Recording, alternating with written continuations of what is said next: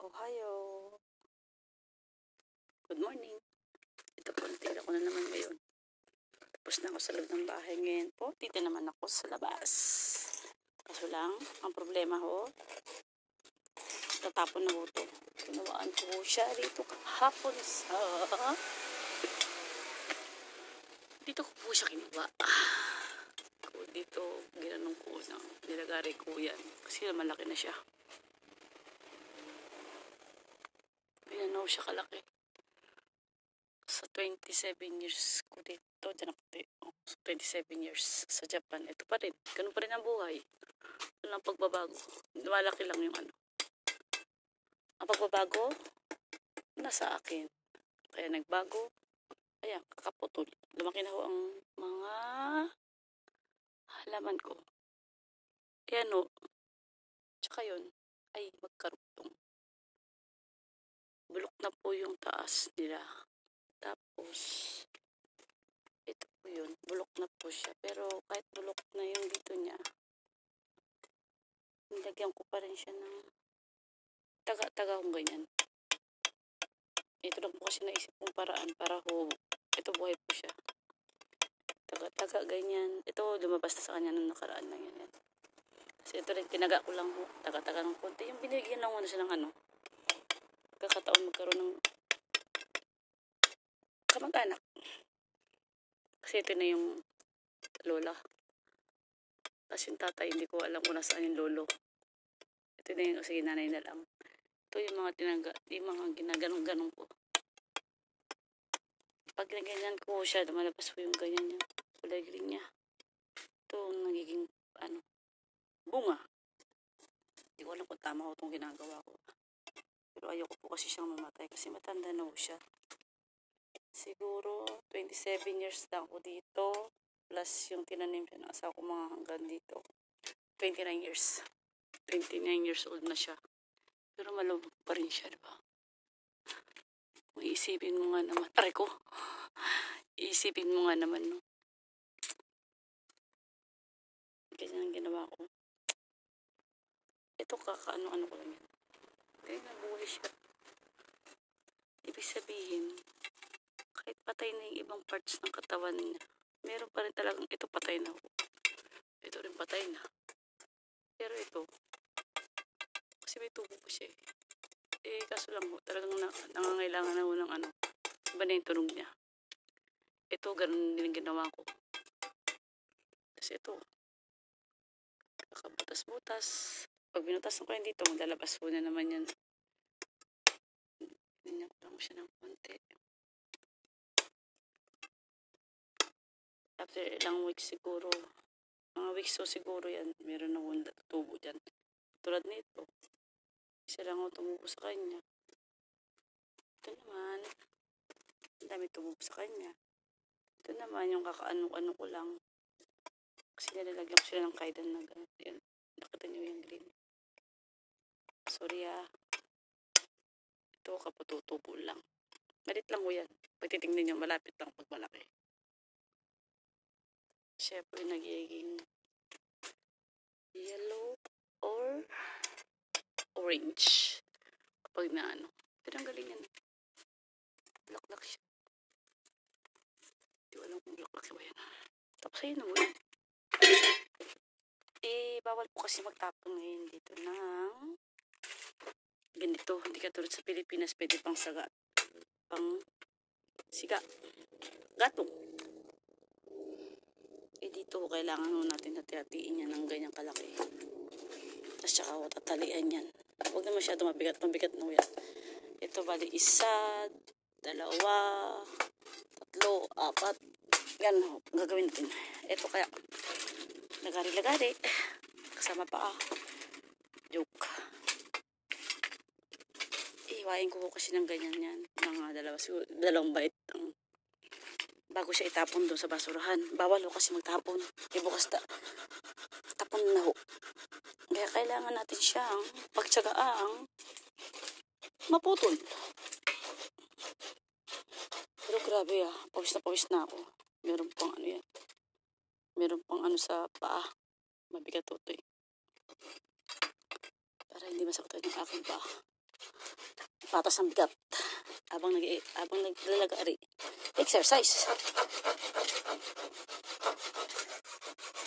Nasa Japan ka na, nasa ibang bansa ka na, kailangan pa rin ganito. Bakit ganun? Pag umuwi ng Pilipinas, hala, saya doon, sala dito. Siyempre, pagod doon natin yun eh. Masaya tayo doon kasi kahit doon sa Pilipinas, kahit naghihirap, masaya ang pamilya. Dito masaya naman ho. Kaso lang talagang ikaw gagawa ng ikasasaya mo. Hindi lang pwede kasing kailangan natin magsariling sariling ano ba? Ano ba sa Tagalog? Sa Nihongo kasi katte.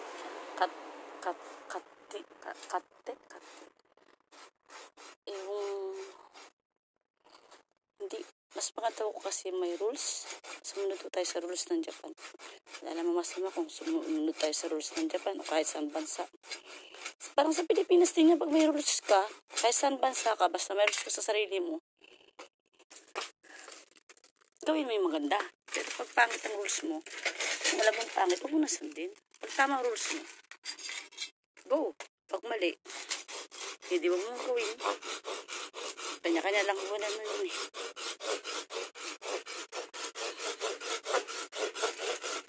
Pero kailangan mo kasi, pwede pa pa.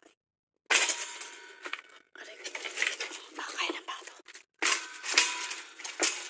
Ito ay. Tumarsik kasi sa mukha ko eh.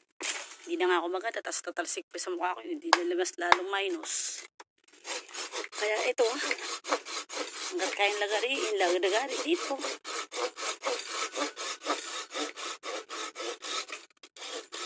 Hindi na lang may YouTube. Thanks YouTube. Kahit hindi ako marunong mag-ano. Ay, naku, ano ba yung tag dito? Kahit ano lang. Basta thanks YouTube at mayroong ganito. At salamat din at may cellphone na. Pati talaga wala. Grabe na pawis ko, promise. Kasi dito, kahit September na, medyo mainit-init pa rin. Kababaha lang ho namin ng isang araw. Kaya, siyempre, shoutout po sa kuko. Patay na ho yan. Marami na pinagdaanan yan. Pero po naman ho yung kabila. Patay magagawa ganyan talaga ang buhay. Kailangan. Pati kuko, lumalaban sa buhay. Kaya yung kuko ko, kahit ganito, lumaban pa. 9 years old ko niyan. Ko na yan. Ito yung ganda ko. Diyan ako makikilala ako si Russell. Pag sa kuko, di mo titignan. Kasi maraming pangalan na Russell eh. Wow, grabe guys. Kung alam nyo lang, ang hirap pala. Joke. Sisiw pa yan. Mas mabuti ng ganito. Sa Pilipinas, kinagatong lang ito eh. Pwede nang siyang sibak lang yan eh. Wala nga pa sibak. Dito, walang gano'n. Walang pa sibak. Meron siguro. Ewan ko lang sa iba. Pero ito lang kung kaya ko eh. Kung ano yung meron, siyempre yun lang. Hindi naman araw-araw pinanggagamit. Kung ano yung meron, pagtsagaan. Hindi na kailangan bumili ka ng bago. Kung anong meron. Kaya nasuto na pa ako. Ayun, naputol. Grabe na yung 8 minutes na to. Tapos dito naman tayo sa next time. Ito, pwede na, siguro pwede na ito. Baka pwede ko na itong pahin. Ay, napa ako. Patay na nga yung kuko. Pinatay pa ng pinatay pa ng kahoy. Ano ko? Ay, nakayanan. Ito mo sa Pilipinas, binibilit ko pang gatong din ito eh. Makapagsaing ka na yun. Pero ito, malaki pa yun siguro ito. Testing natin. Basta wag lang siya mabigat. Okay na siguro. Pag hindi kinuha, pag yan mabigat tsaka medyo mahaba, hindi yan kukunin ng magbabasura. Hindi yan kukunin ng truck. Kapag na tama lang sa eksakto, kasi merong limiter yata yun, 2 dangkal. Kasi hindi naman mabigat. Kukunin mo yan ng truck. Kapag hindi po yan kinuha, pag ganito kalaki, halimbawa, hindi ginawa ko yung ganyan. Pag hindi ko kinuha ng basurahan, ng mapapasero, kukunin ko na lang siya ulit. Tapos, tsaka ko na lang siya ulit hatiin. Testing lang. Hirap eh. Ang laki ng nagari ko. Talas pa yung pa ako, di ba? Joke. Tumasas. Tabi pa nila, di ba? Mahima talaga, hima. Ano yung hima? Yung walang magawa. Pero maraming gawain ha. Sa loob ng bahay. Hindi naman kasi natatapos yan. Ika nga sabi ng nanay ko, ang gawaing bahay, hindi yan nawawala. Pero pag pagod ka, pwede kang mamahinga.